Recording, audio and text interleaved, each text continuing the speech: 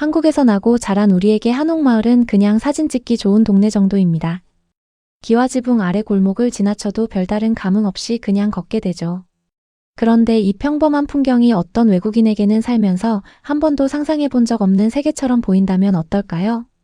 오늘 소개할 외국인은 네덜란드 출신 여성 여행 크리에이터입니다. 전 세계 곳곳을 다니며 있는 그대로의 일상을 영상에 담아온 이 여성은 이번엔 서울의 은평 한옥마을과 인근 사찰을 찾았는데요. 화려한 편집도 없고 자극적인 멘트도 없습니다. 그냥 걷고 보고 느낀 것을 그대로 담는 스타일인데도 영상을 보다 보면 그녀가 얼마나 한국이라는 나라를 진심으로 좋아하고 있는지가 화면 너머로도 고스란히 전해져 옵니다. 한옥마을에 도착하자마자 그녀는 주변을 둘러보며 연신 감탄합니다. 역사적으로 오래된 마을은 아니지만 이렇게 아름답게 만들어 놓은 곳이 실존한다는 사실 자체에 놀란다는 표정이 역력했는데요. 그리고 곧이어 이 여성의 입에서 나온 말이 인상적이었습니다. 길이 너무 깨끗하고 모든 게 너무 완벽하다며 감탄하면서도 관광지이기 때문에 이 정도겠지 하고 생각했다고 하는데요. 그런데 그것이 바로 핵심이었습니다. 유럽의 구도심 지역이라면 관광지라 하더라도 쓰레기가 굴러다니거나 낙서로 뒤덮인 벽이 하나씩은 눈에 띄기 마련입니다. 파리의 유명 골목도 이탈리아의 오래된 거리도 사진으로 보면 아름답지만 실제로 걷다 보면 생각보다 지저분한 경우가 많죠. 특히 관광 성수기에는 음식 쓰레기와 담배꽁초가 가득한 골목을 피하기 어렵고 유서 깊은 건물 벽에 낙서가 가득한 경우도 흔합니다. 그런데 한국은 다릅니다. 관광지든 아니든 새로 지은 마을이든 수백 년 된 골목이든 길은 언제나 깔끔하게 유지됩니다. 이건 단순히 행정력 덕분만이 아닙니다. 공공장소를 자신의 공간처럼 소중히 여기는 한국인들의 시민의식이 만들어낸 풍경이기도 한데요. 그 사실이 이 외국인에게는 너무나 인상적이었던 것입니다. 봄 기운이 막 올라오던 이른 봄, 한옥 담장 너머로 분홍빛 꽃망울이 터지기 시작하는 장면에서 이 여성은 말을 멈추고 한동안 그 자리에 서 있습니다. 여기서 산다는 게 어떤 느낌일까 진짜 궁금해요. 매일 이 풍경 속에서 사는 거잖아요. 라며 부러움을 감추지 못합니다. 물론 관광객이 매일 집 앞을 지나다니는 건 불편할 수도 있다고 솔직하게 덧붙이기도 했는데요. 그럼에도 한옥 통창 너머로 아침을 맞이하는 일상을 상상하며 조금 부럽다는 말을 했습니다. 우리에게는 그냥 서울 외곽의 한마을이지만 이 여성의 눈에는 영화 속 장면 같은 곳이었던 것이죠. 한옥이라는 건축 양식 자체가 이 여성에게는 낯설고도 경이로운 세계입니다.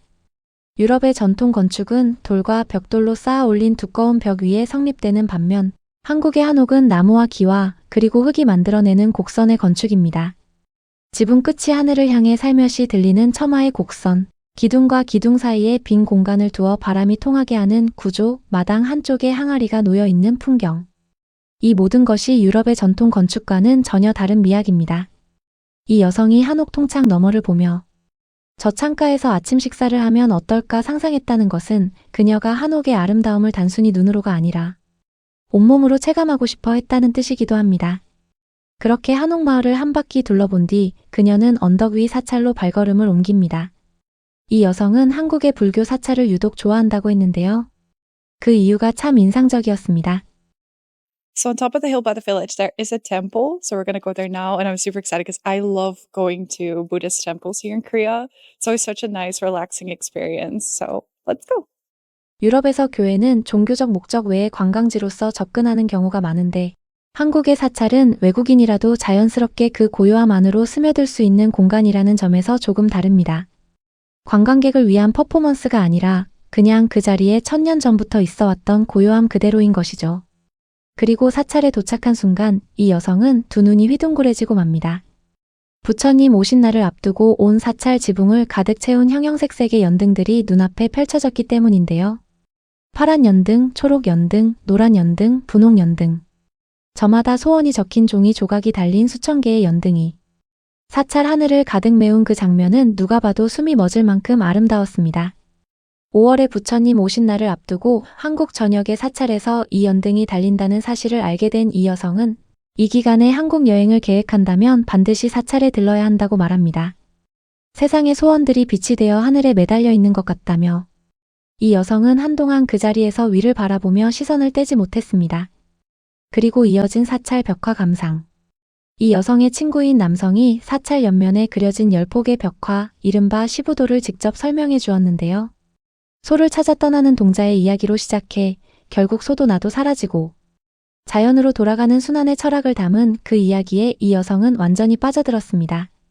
소는 결국 인간의 본성을 상징하고 그것을 길들이고 정화하는 과정이 수행이라는 것. 마지막에 소도 사람도 모두 사라져 원으로 돌아가는 그 그림 앞에서 단순한 관광 그 이상의 무언가를 느꼈습니다. 우리가 흔히 말하는 무의 철학, 선의 가르침이 한국의 사찰벽 한 면에 이렇게 담겨 있다는 것이 새삼 대단하게 느껴지는 대목이었습니다. 정말 아름다운 이야기라며 경청하던 이 여성에게서 한국의 불교 철학과 예술이 외국인의 마음에도 충분히 닿는다는 것이 느껴졌습니다. 사찰벽의 색감에 대해서도 그녀는 놀라운 사실을 알게 됩니다. 청록색과 붉은색 그리고 청색의 조합은 한국에서 오직 사찰과 궁궐에만 허용된 색이라는 것을 처음 알게 된 것인데요. 일반 시민은 절대 이 색을 쓸 수가 없대요. 오직 사찰과 궁궐에만 허용된 색이라서 그래서 저렇게 특별하게 보이는 거였어요. 라며 눈을 반짝입니다. 색 하나에도 수백 년의 규율과 철학이 담겨 있다는 것, 그게 바로 한국 문화의 깊이라는 것을 이 여성은 그 순간 이해한 것 같았습니다. 유럽의 성당도 색채가 화려하지만 그것은 종교화와 스테인드 글라스에 머물죠. 건물 자체의 색이 신분과 권위를 상징하고 수백 년이 지난 지금도 그 전통이 그대로 이어지는 나라는 많지 않습니다. 이 단청 색채의 규범은 삼국시대부터 이어져 온 것으로 지금 이 순간에도 대한민국 전역의 사찰과 궁궐은 그 전통색으로 존재합니다. 한국이 그런 나라라는 것을 이 여성은 사찰 기둥 하나를 바라보며 깨달은 것이죠. 사찰 탐방을 마친 그녀는 천천히 언덕을 내려오며 오늘 하루를 되새깁니다. 두 눈에 담긴 풍경만도 이미 충분했겠지만 이 여성에게 오늘 은평 한옥마을과 사찰이 남긴 것은 단순한 관광지의 기억이 아니었을 것입니다. 연등 아래에서 위를 바라보던 그 순간, 시부도 앞에서 조용히 고개를 끄덕이던 그 순간, 사찰 기둥의 색을 눈으로 천천히 따라가던 그 순간들이 켜켜이 쌓여 있을 테니까요. 반나절짜리 짧은 탐방이었지만 그 안에서 만난 한국의 아름다움은 어쩌면 오래된 역사책 한 권보다 더 깊은 무언가를 전해준 것 같았습니다. 이 여성이 한국을 바라보는 시선이 특별한 이유는 하나입니다. K-팝 팬도 아니고 K-드라마에 빠진 것도 아니었습니다. 그냥 한국의 한옥마을을 걷고 사찰의 고요함에 잠시 머물고 담장 너머 꽃나무를 바라보는 것만으로 충분하다고 느낀다는 것이죠. 화려한 명소를 빠르게 체크리스트처럼 지워나가는 여행이 아니라 그 나라의 공기와 색과 철학이 자기 안으로 조용히 스며드는 것을 기다리는 여정. 이 여성은 한국에서 바로 그런 시간을 보낸 것입니다. 어쩌면 그것이 진짜 여행의 의미이고 어쩌면 그것이 한국이 가진 진짜 힘인지도 모르겠습니다. 색 하나에도 뜻이 있고 소원 하나도 빛으로 켜두는 나라. 외국인의 눈으로 다시 바라보니 우리가 사는 이 나라가 조금 다르게 보이는 것 같습니다.